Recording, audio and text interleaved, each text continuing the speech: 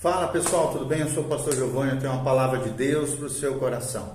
Hoje nós vamos tratar sobre um assunto muito importante, um dos fundamentos da fé cristã, que é a questão do reino e a igreja.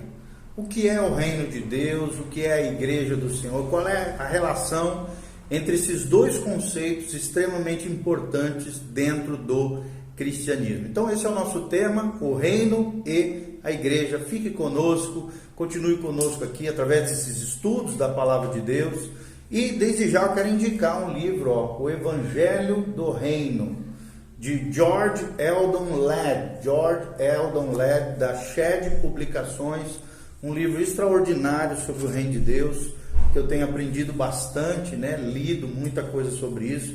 Também tenho lido muito um livro chamado Manual de Escatologia, da editora Vida, do Dwight Pentecost. Através desse manual de escatologia nós temos feito vários vídeos sobre o reino de Deus, mais de 10 vídeos sobre o reino de Deus. Então nós vamos falar um pouquinho sobre esse assunto. Se você não se inscreveu no nosso canal, inscreva-se agora no nosso canal, dê um joinha no final, faça seus comentários e entre aqui no link do YouTube através das nossas redes sociais. Qual é a relação entre o reino e a igreja? E é importante, nós entendermos a relação entre essas duas palavras, o reino e a igreja. A palavra reino é usada cerca de 160 vezes no Novo Testamento. E a palavra igreja, cerca de 115 vezes. E a primeira pergunta que surge quando nós tratamos desses dois assuntos é: quais são as definições das palavras reino e da palavra igreja?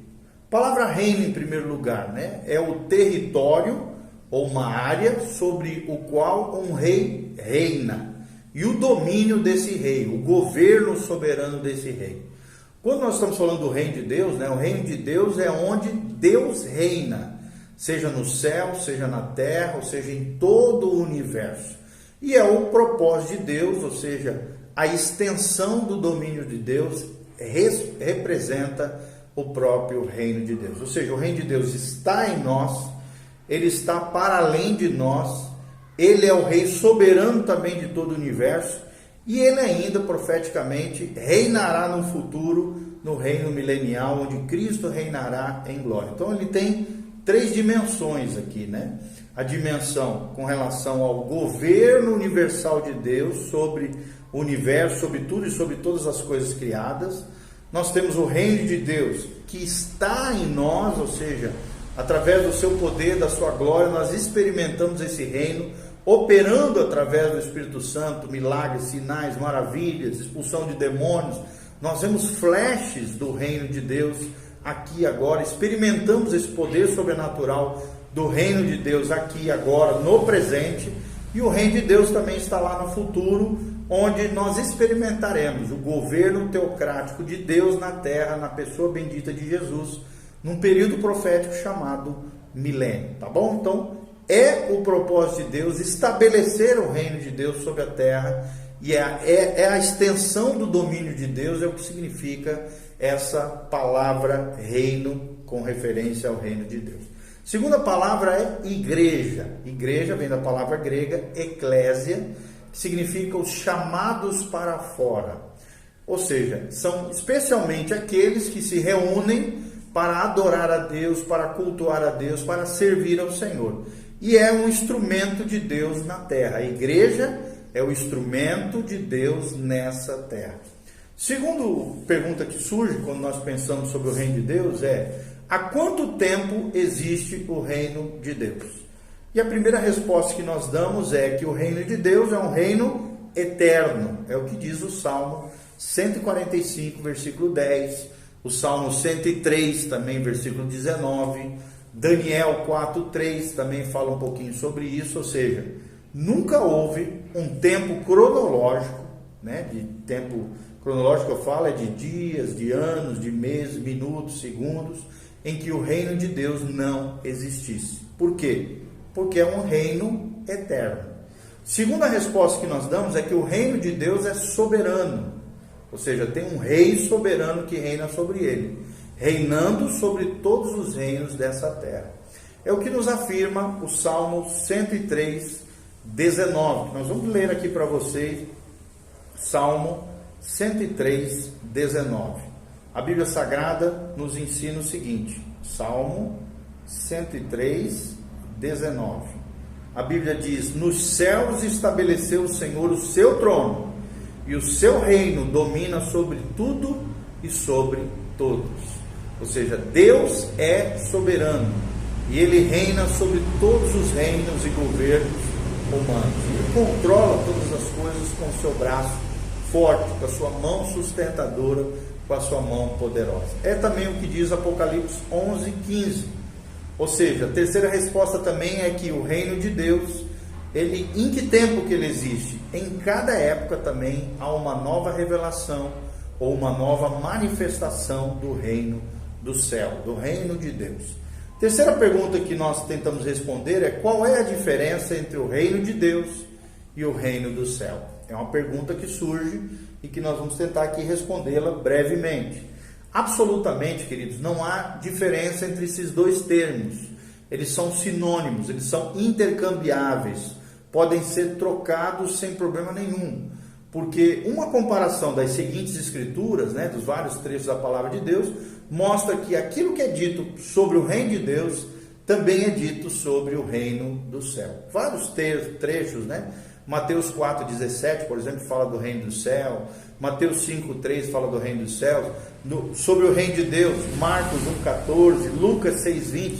Então vocês podem ver que são termos intercambiáveis. Se trocasse uma palavra pela outra, um termo pelo outro, não teria dificuldade nenhuma de se adaptar no contexto, naquilo que os evangelistas estavam falando. Ou seja, Mateus, que escreveu especialmente para os judeus convertidos, quase que invariavelmente usa a expressão reino do céu.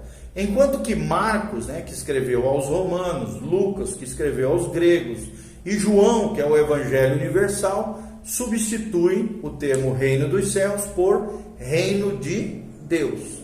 E era costume entre os judeus usar a palavra céu, para Deus. E Mateus 23, 22, o próprio Senhor declara que quem jura pelo céu, jura pelo trono de Deus e por aquele que no trono está sentado. Ok?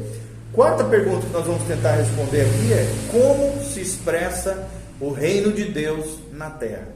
E a resposta que nós trazemos é que Jesus ensinou-nos a orar da seguinte maneira. É a famosa oração de Jesus quando ele diz: venha o teu reino, seja feita a tua vontade, assim na terra como é feita nos céus. Está lá relatado em Mateus 6,10.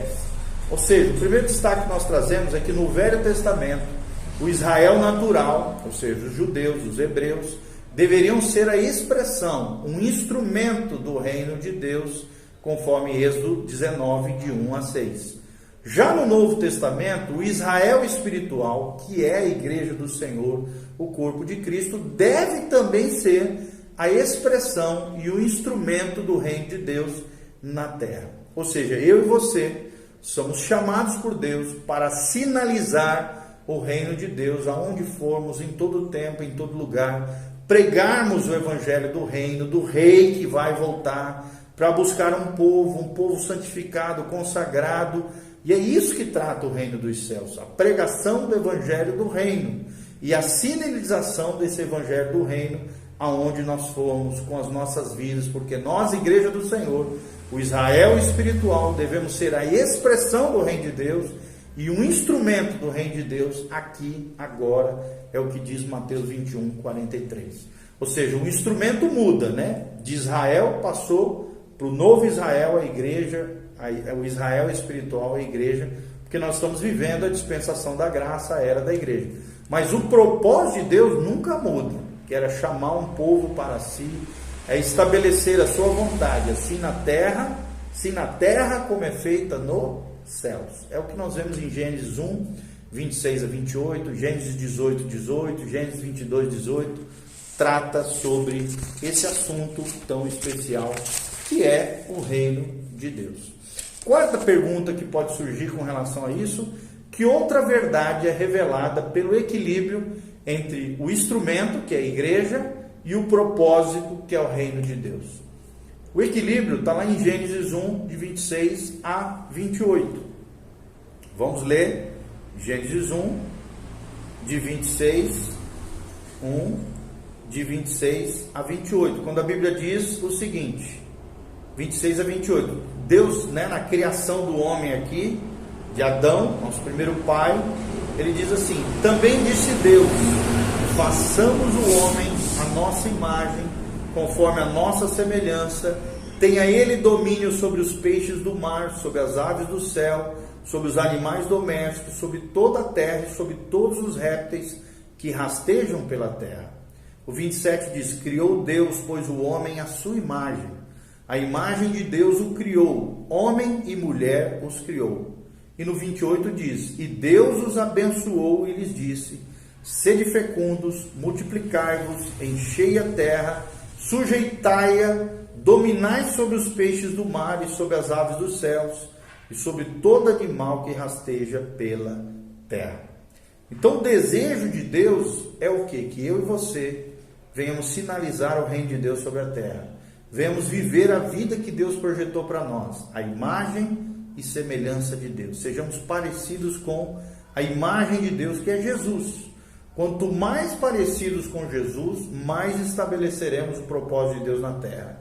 Mais manifestaremos o reino de Deus aonde nós estivermos. E esse é o equilíbrio de Gênesis 1, 26 a 28. A igreja como instrumento a ser a imagem e semelhança de Deus. A igreja sendo o povo da santidade, o povo de caráter, o povo que frutifica para a glória de Deus, o povo que ensina a mensagem do Evangelho do Reino, o odre onde Deus vai derramar a sua graça, a sua glória, o seu poder, e onde Deus vai reinar soberanamente, E a igreja sendo fonte de vida para recebimento dessa vida da parte de Deus, mas também para libertar as vidas, as pessoas para a glória de Deus. E o reino tem um propósito, tem um domínio. Quem é que domina sobre o reino? O Rei dos Reis, Jesus, o Senhor.